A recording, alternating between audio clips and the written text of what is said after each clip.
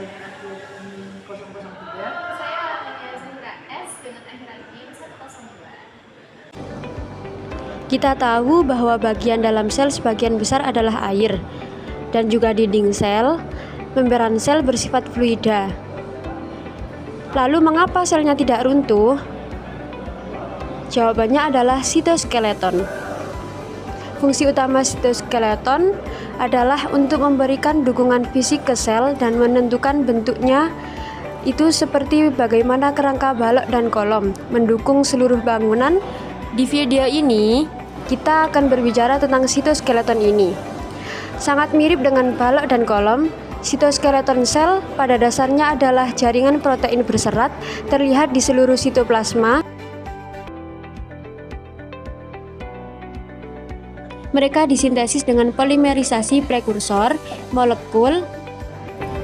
Titik kumpul ini biasanya dalam mode helix, membentuk struktur seperti tali, dan jika mereka tidak dibutuhkan lagi, mereka membongkar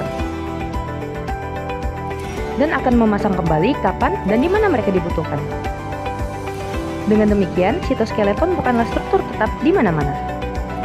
Itu bisa dinamis sesuai kebutuhan, dan dinamisitas ini memainkan peran yang sangat penting dalam mengubah bentuk sel atau memindahkan seluruh sel. Secara luas, protein komponen sitoskeleton terdiri dari dua jenis, mikrotubulus dan filamen. Mikrotubulus adalah polimer tubulus. Mereka berpolimerisasi dengan cara seperti itu, yang meninggalkan ruang berongga di tengah. Jadi mikrotubulus memiliki lumen kosong, diameternya 20 hingga 30 nanometer. Berbicara tentang peran khusus mereka terlibat dalam pembentukan struktur seperti silia, flagella, centriole, dan lain-lain. Dan dalam gerakan mereka berfungsi sebagai tali di mana protein motorik berjalan untuk mengambil organel dari satu bagian sel ke bagian yang lain. Mereka juga membentuk mikrotubulus selama mitosis. Jadi ini adalah mikrotubulus. Sekarang mari kita berbicara tentang filamen. Mereka dapat berbentuk filamen tipis, filamen tebal, atau filamen intermediate. Filamen tipis terbentuk dari molekul aktin. Filamen tebal terdiri dari miosin.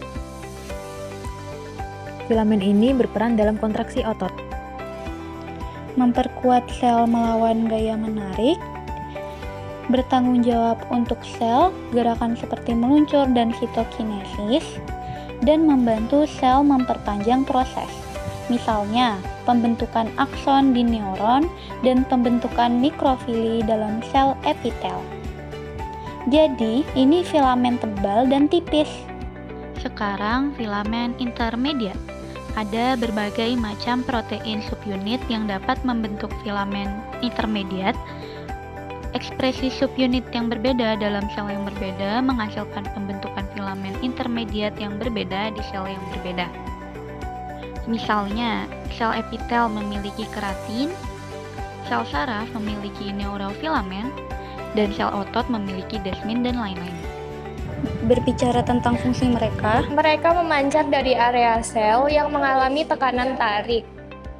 Dengan demikian, mereka memperkuat area seperti itu melawan stres tarik. Dalam sel epitel, mereka memasukkan di desmosom persimpangan yang menempelkan sel-sel tetangga satu sama lain. Jadi ini semua tentang sitoskeleton. Sekarang mari kita miliki ringkasan singkat. Sitoskeleton adalah jaringan protein berserat. Protein ini termasuk mikrotubulus dan filamen. Sitoskeleton memberikan dukungan fisik ke sel.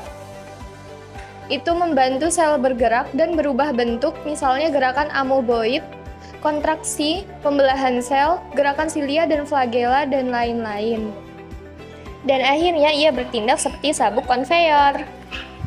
itu tadi penjelasan kita. Terima kasih. Wassalamualaikum warahmatullahi wabarakatuh. Terima kasih sudah menonton.